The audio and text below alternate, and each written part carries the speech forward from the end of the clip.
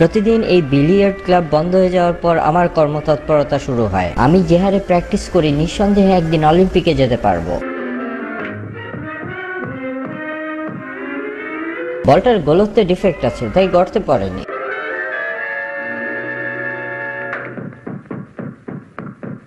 টেবিলের ডিফেক্ট আছে, গর্তগুলো জায়গা মতো করা হয়নি। এবার একটু জটিল অ্যাঙ্গেলে খেলবো, দেখা যাক কি হয়।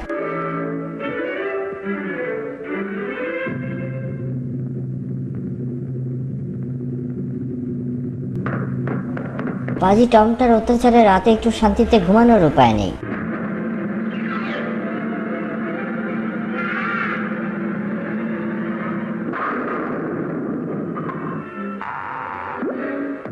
এত অত্যাচার কারো পক্ষে সহ্য করা সম্ভব নয়। ওপরে গিয়ে একটু চেষ্টা করে দেখি পরিস্থিতি বদলানো যায় কিনা।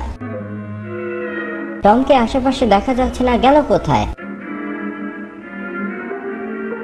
মিস্টার জেরি, যাচ্ছ কোথায়? তোমাকে ছাড়া আমার কোনো খেলাই ঠিক জমে না।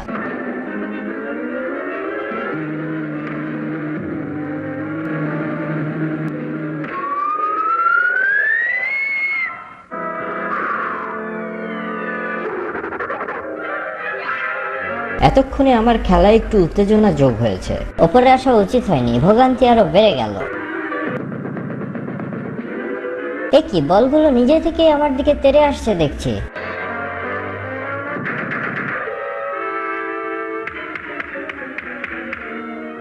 এ কি, প্রাণপণে ডান্ডা চেপে ধরে বসে আছে। ভালোই হলো, খেলায় একটা নতুন মাত্রা যোগ হয়েছে।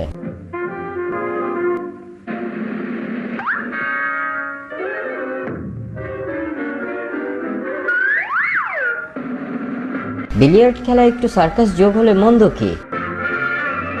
এবার একটু আগুনের মধ্যে দিয়ে লাফ দাও দেখি।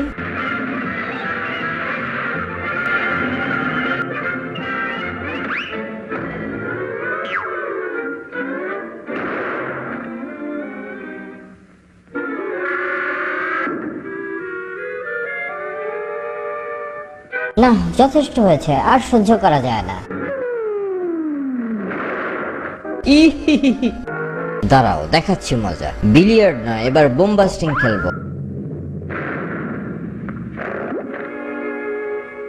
এক বলে কাজ হলো না, দুটো বল মারি। খেলার ধরনই যখন পাল্টে গেছে, তাহলে ক্রিকেট খেলা যাক।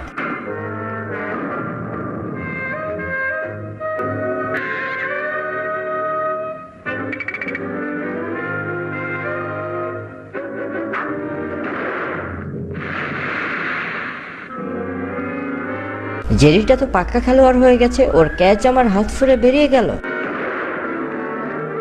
হায় হায়, ওভার বাউন্ডারি ছক্কা মেরেছে, না ধরতে পারলে আমার ইজ্জত থাকবে না।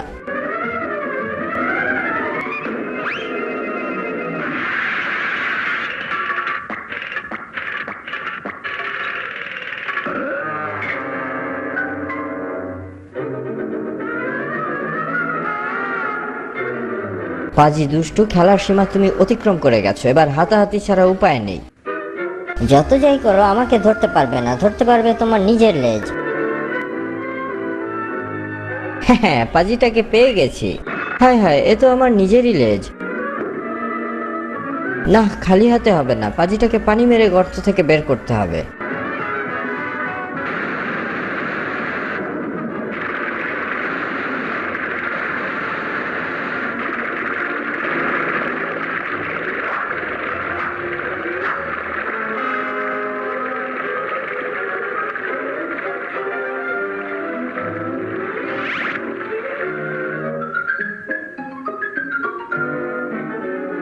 দাঁড়াও, তোমাকে বর্ষা নিক্ষেপ করে ঘায়াল করব।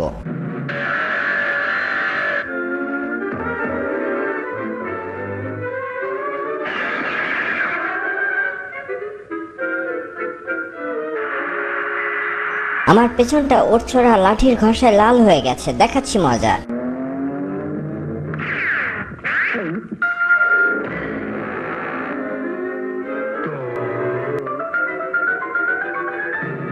পালিয়ে যাবে কোথায়? এই বলগুলো তোমার দিকে লেলিয়ে দিলেই মজা টের পাবে।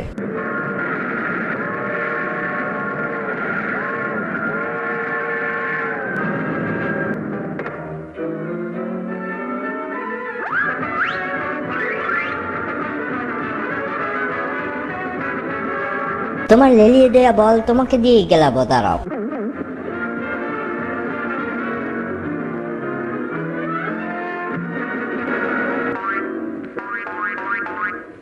যা আছে কপালে পুরো লাঠিটাই ঢুকিয়ে দেব।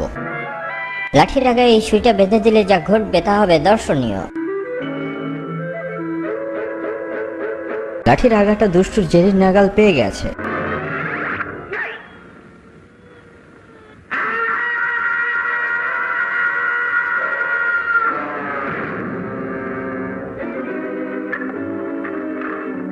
এক মাঘে শীত যায় না, বুঝলে টম? তাই ফাইনাল রাউন্ডে তোমাকে একটা ভিন্ন স্বাদের খেলা উপহার দেব।